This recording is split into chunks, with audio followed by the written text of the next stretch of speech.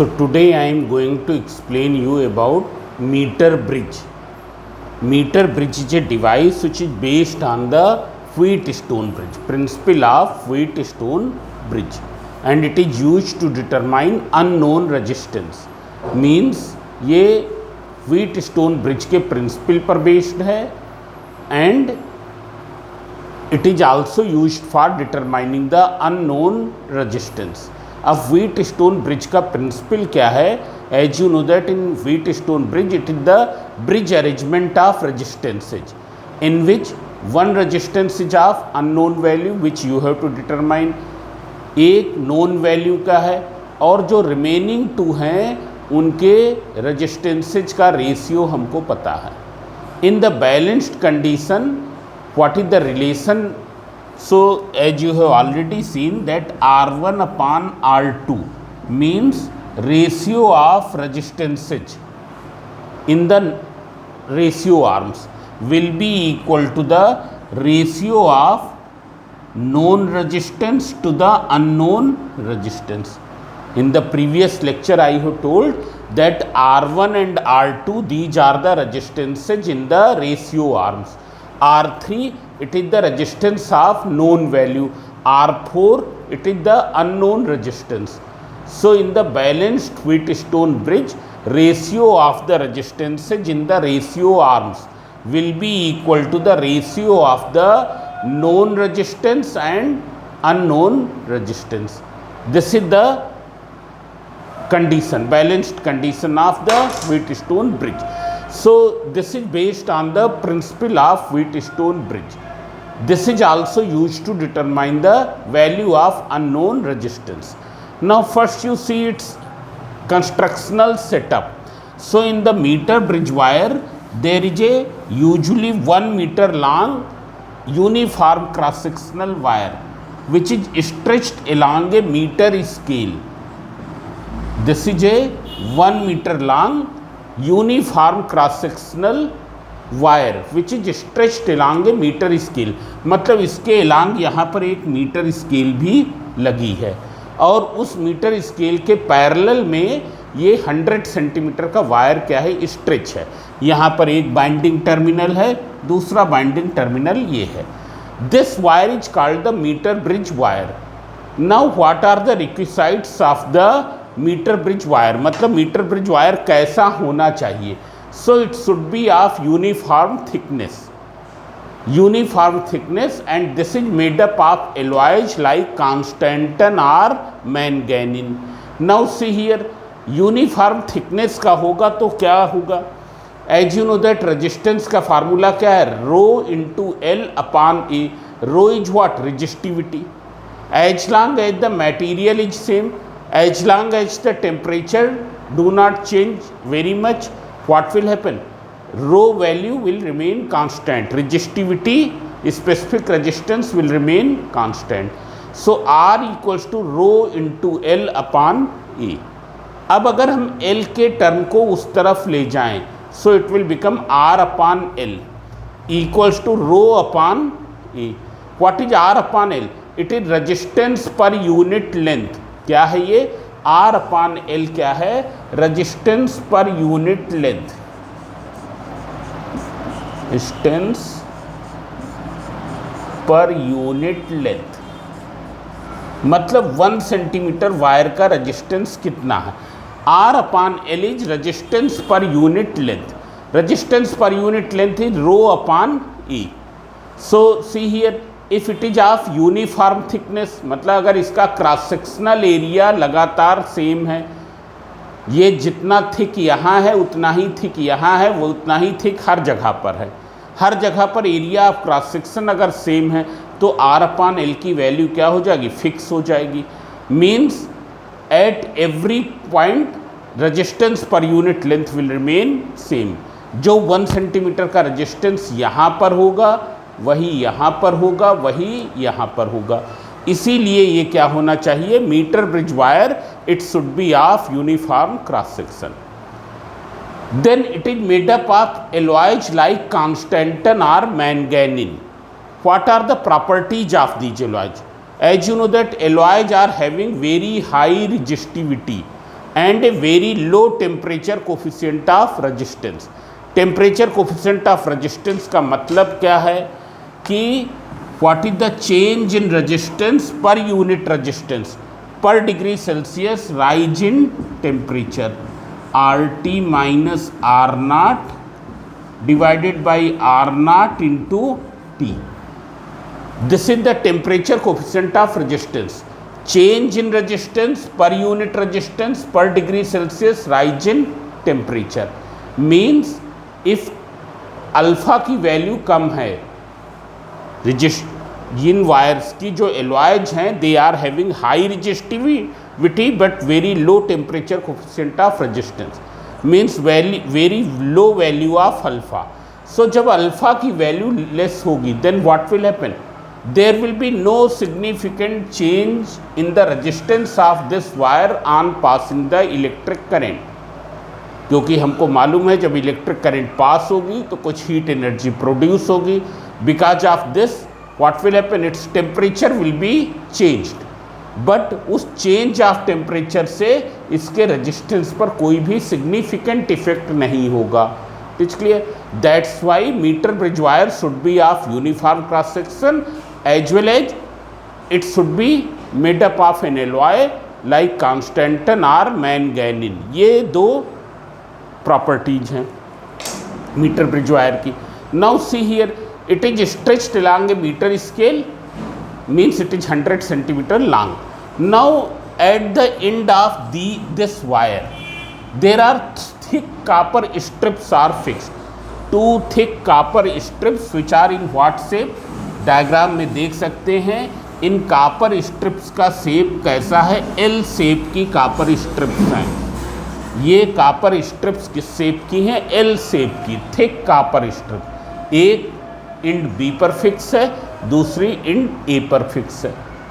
यहाँ पर भी बाइंडिंग टर्मिनल्स दिए गए हैं. Then there is one straight copper strip is fixed in the middle of these to.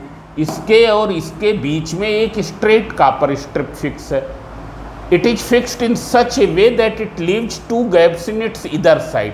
इसको ऐसा फिक्स करते हैं कि ये दोनों साइड्स में क्या है, गैप्स छोड़ दे. मतलब दो गैप्स हो, एक गैप लेफ्ट साइड में हो, दूसरा गैप क्या हो, राइट साइड में हो. Now see here why do we make these strips of copper. तो कापर के बारे में हमको मालूम है they are having very low resistivity. Low resistivity means क्या है, जैसे कि घरों में जो इलेक्ट्रिकल कनेक्शंस करते हैं they are of copper wire. ये ऐसा क्यों करते हैं, क्योंकि कापर की रेजिस्टिविटी बहुत ही लो है. Because of which there will be no change in the resistance of the circuit. मतलब जो वायरिंग करेंगे तो उसमें जो लोड हम कनेक्ट करते हैं, लोड का मतलब जैसे फ़ैन कनेक्ट किया, लोड का मतलब जैसे हमने CFL कनेक्ट किया, लोड का मतलब जैसे क्या है हमने वॉशिंग मशीन कनेक्ट की. सो केवल उन्हीं का रेजिस्टेंस होगा. कनेक्टिंग वायर्स का resistance is very very small, therefore that can B neglected. उनको हम नेग्लेक्ट कर सकते हैं. It's clear. So these copper strips are thick and because of being thick they will have very low resistance. इसीलिए इनके resistance को हम क्या कर देते हैं, नेग्लिजिबल मान लेते हैं, नेग्लेक्ट कर देते हैं. इनके रेजिस्टेंस को हम क्या कर देते हैं, नेग्लेक्ट कर देते हैं. और उसका नेग्लेक्ट कर देंगे तो क्या होगा, जिस पोटेंशियल पर ये पॉइंट होगा वही पोटेंशियल पर ये पॉइंट भी होगा, क्योंकि इनका कोई रेजिस्टेंस है ही नहीं. हमने एज्यूम कर लिया कि इनका रेजिस्टेंस बहुत ही कम है. Therefore this point and this point will be at same potential. This also you can name as E. It is clear. This point and this point will have the same potential. This also you can name as B. It is clear. Now all these 3 points will be at same potential. तो सभी points क्या हैं, C हैं. सभी points क्या हैं, C हैं. It's clear. मतलब हम कह सकते हैं कि ये पॉइंट जहाँ पर रेजिस्टेंस बॉक्स का एक एंड कनेक्टेड है, ये पॉइंट जहाँ पर गैल्वेनोमीटर का एक एंड कनेक्टेड है, और ये पॉइंट जहाँ पर अननोन रेजिस्टेंस का एक एंड कनेक्टेड है, all are at the same potential means सभी क्या है, कॉमन पॉइंट्स हैं। It's clear. So at the ends of this meter bridge wire we connect two thick copper strips. In the middle of these two copper strips we fix a straight copper strip in such a way that it leaves two gaps in its either side. In one gap we connect a known resistance box. हम एक resistance box यहाँ पर connect कर देते हैं। Resistance box क्या है, एक इंस्ट्रूमेंट है with the help of which we can introduce known value resistance in the circuit. अगर हमने उस रेजिस्टेंस बॉक्स से 1 ओम का प्लग की निकाल लिया तो सर्किट में कितना रेजिस्टेंस इंक्लूड होगा, 1 ओम का। 2 ओम का निकाल लिया, सर्किट में कितना रेजिस्टेंस इंक्लूड हो जाएगा, 2 ओम का। हमने क्या है, सभी लगा दिए, केवल 3 ओम वाला निकाल लिया तो सर्किट में कितना इंट्रोड्यूस हो जाएगा, 3 ओम का। So this is a resistance box which is a known resistance. Known value resistance can be introduced here and the unknown resistance which you have to determine that is connected in this gap. It's clear. Now here a centre zero galvanometer is connected. Other end of center zero galvanometer is connected a jockey. Jockey is what? It is a knife edge. Knife edge का मतलब तुम simple सा ये समझ सकते हो, जैसे क्या है पेचकस होता है, जैसे क्या है टेस्टर होता है, जिसकी एज क्या होती है, आगे वाली एज जो जिसकी हेल्प से हम पेच को खोलते हैं वो बहुत ही शार्प होती है। सो उसी तरीके से ये एक ऐसा पीस है in whose edge is very very sharp, so it is having a knife edge, मतलब edge इसकी बहुत ही sharp है। So other end of galvanometer is connected to jockey and this jockey can be touched at the different points of the meter bridge wire. jockey को हम meter bridge wire के different points पर touch कर सकते हैं। Then you can see here in between A and B we connect a cell, we can connect a battery with the help of the plug key K which sends the current in the meter bridge wire, जो metre bridge wire में current भेज रही है। अब देख लें कैसे हम इस नॉन वैल्यू वाले रेजिस्टेंस को हम फाइंड आउट करेंगे। So what will you do, first of all you will touch the jockey at the end A. मतलब हमने क्या किया, इसको लेकर आए और जॉकी को यहाँ पर इंड ए पर टच कराया। इट्स क्लियर, इंड ए पर टच कराया। Now see here this is centre zero galvanometer जिसकी निडल क्या रहेगी, अनडिफ्लेक्टेड पोजीशन में ये रहेगी। Now when you will touch the at end A, see the deflection of this needle. Suppose it deflects in this direction, मतलब किस direction में deflect हो रही है, it is deflecting in anti clockwise direction. Then you take it, remove the jockey from here and touch it near the end B. इसको end B पर touch कराया, jockey is touched at the near the end B. See the direction of deflection, direction of deflection you will find that now it is deflecting in clockwise. मतलब क्या है, अगर jockey जे को Ind A पर touch कराने पर ये anti clockwise deflect करे एंड बी पर टच कराने पर क्लॉकवाइज डिफ्लेक्ट करे, then it means it is connected in the correct mode, it is connected in the correct mode. It is clear. अगर कहीं ऐसा हो, on touching the jockey J at the end A, it is showing the deflection in clockwise direction, it is showing the deflection in clockwise direction, और B पर touch कराने पर ये anti clockwise direction deflection show करे, it means it is connected in the correct mode. मतलब होना क्या है, A और B पर जॉकी को टच कराने पर गैल्वेनोमीटर की needle should show deflection in the opposite direction, should show deflection in the opposite direction. It's clear.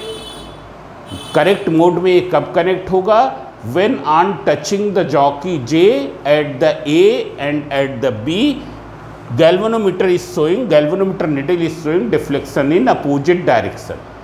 अगर एक तरफ एंटी क्लॉकवाइज तो दूसरी तरफ क्लॉकवाइज होना चाहिए।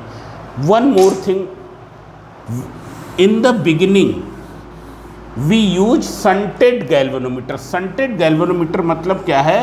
गैल्वेनोमीटर के पैरेलल में एक एक्सट्रीमली स्मॉल रेजिस्टेंस कनेक्ट होता है, एक एक्सट्रीमली स्मॉल रेजिस्टेंस कनेक्ट कर देते हैं। क्यों ऐसा करते हैं? As we know that galvanometer is a very high resistance instrument, it is a very high resistance instrument. When you touch at A और एट बी, बहुत ही हाई करंट क्या होगी? पास होगी। अगर ये पूरी की पूरी करंट गैल्वेनोमीटर से पास हो जाएगी, what will happen? Large amount of heat energy will be produced due to its high resistance. इसके हाई रेजिस्टेंस के कारण एक large amount of heat energy produce होगी and there will be the chances of burning of its coil, मतलब ये damage हो जाएगा। पर अगर हम शंटिंग कर देंगे तब क्या हो जाएगा? When you will connect an extremely small resistance here, it will bypass most of the current. ये most of the current को bypass कर देगी। A very small current will pass through galvanometer, and when current will be very small, what will happen? Heat energy बहुत अधिक produce नहीं होगी। भले इसका रेजिस्टेंस बहुत अधिक है, पर करंट की वैल्यू कम हो जाने के कारण हीट एनर्जी उतनी अधिक नहीं प्रोड्यूस होगी and it will not burn. It's clear? That's why in the beginning, when we are touching the jockey at A and B, what near A and near B, we will use shunted galvanometer. हमने यहाँ पर shunt नहीं वहाँ पर show किया। So see here. So this is the constructional detail of this galvanometer, this meter bridge. Meter bridge device का constructional detail ये है। अब हम इसका वर्किंग प्रोसीजर बताने जा रहे हैं।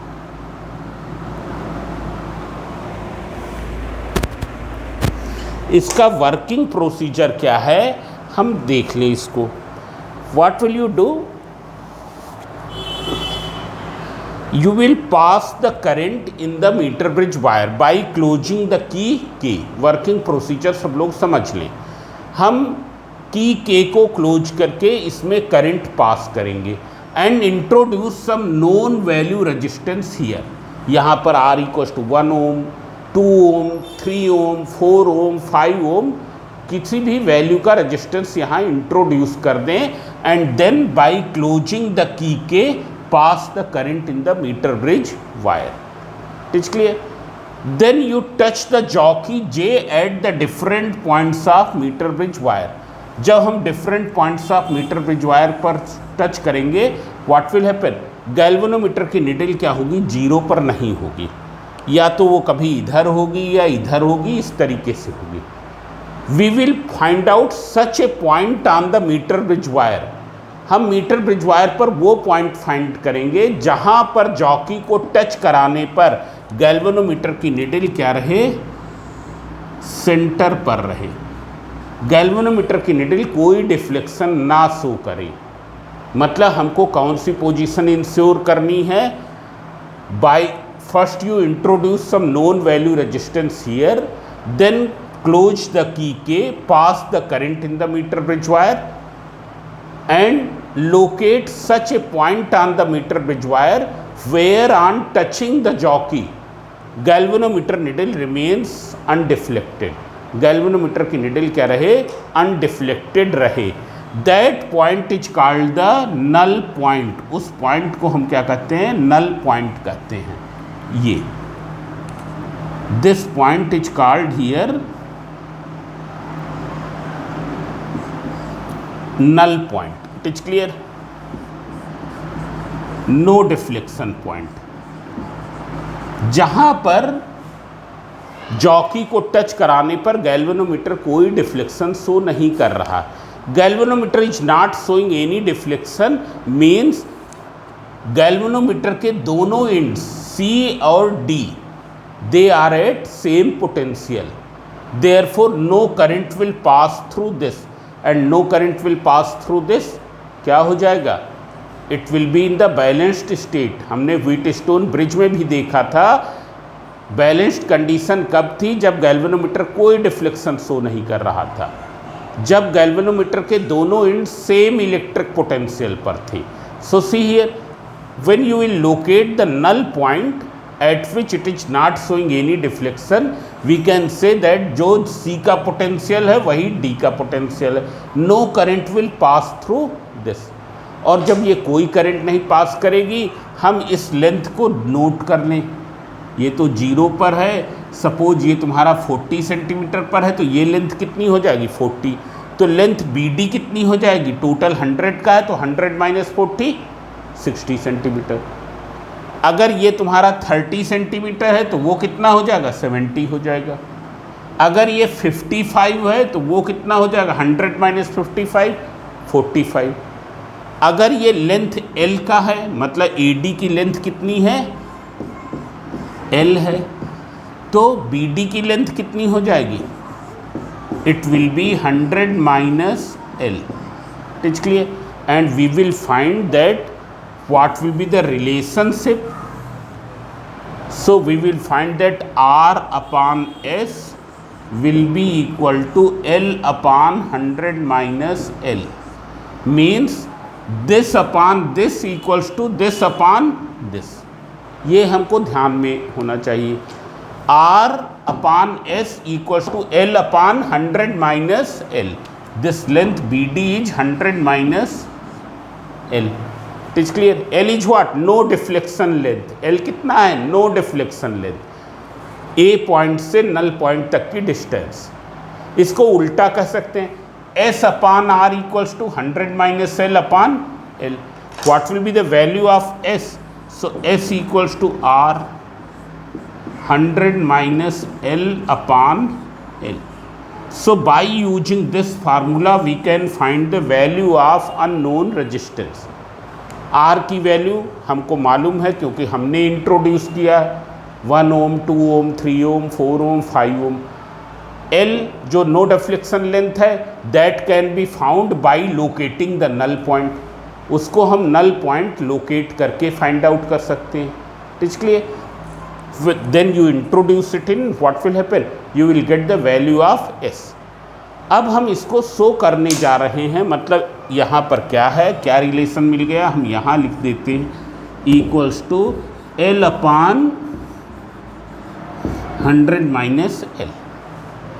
Now how it is equivalent to Wheatstone bridge, how it is equivalent to Wheatstone bridge. ये व्हीटस्टोन ब्रिज के कैसे इक्विवेलेंट है। Now see here, here resistance of this length of wire AD, it is equivalent to R1। resistance of this length of wire BD, it is equivalent to R2। this is R3 and this is R4। R4 is this, R3 is this। हमने क्या किया है, इस wire को, जो straight wire है, इसको D point पर बेंट कर दिया है, D पॉइंट पर बेंट कर दिया।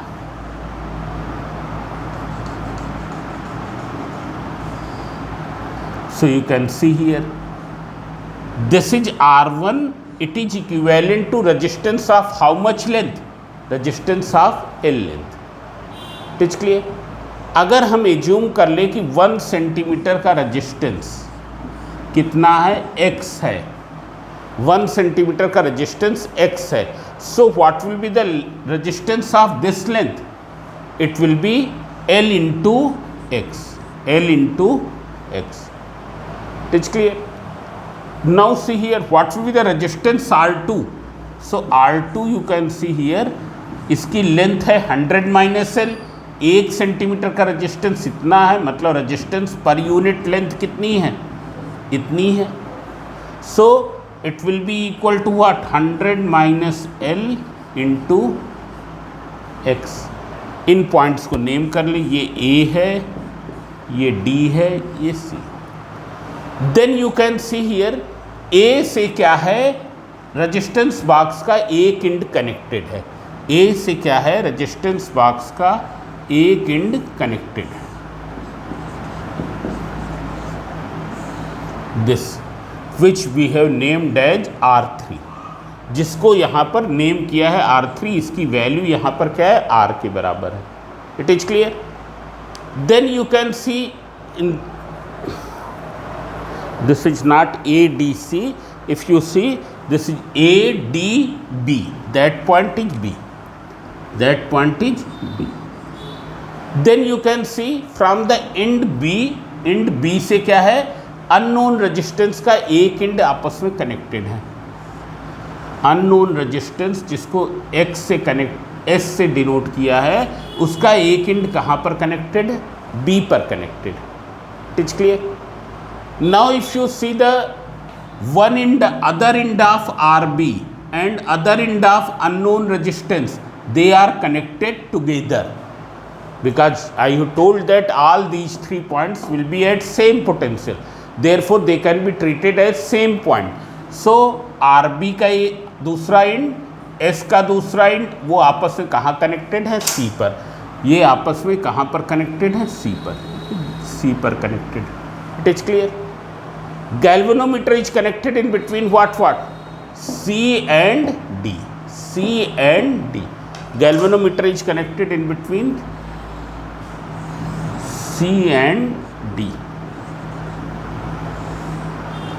Then you can see here, cell is connected where? It is connected in between A and B. A और B के बीच में cell connected है। So A और B के बीच में cell connected है, हम यहाँ पर connect कर देते हैं। This is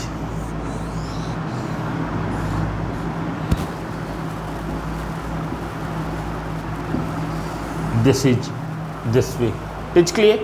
So now you can see that it is equivalent to Wheatstone bridge. It is equivalent to bridge arrangement of resistance. And since on passing the electric current it is not showing any deflection, means क्या होगा, अब यहाँ पर ratio arms यहाँ पर नीचे हैं, R1 upon R2 will be equal to R3 upon R4. R4 is this. So when you will write from here R1 upon R2, R1 upon R2 will be equal to what?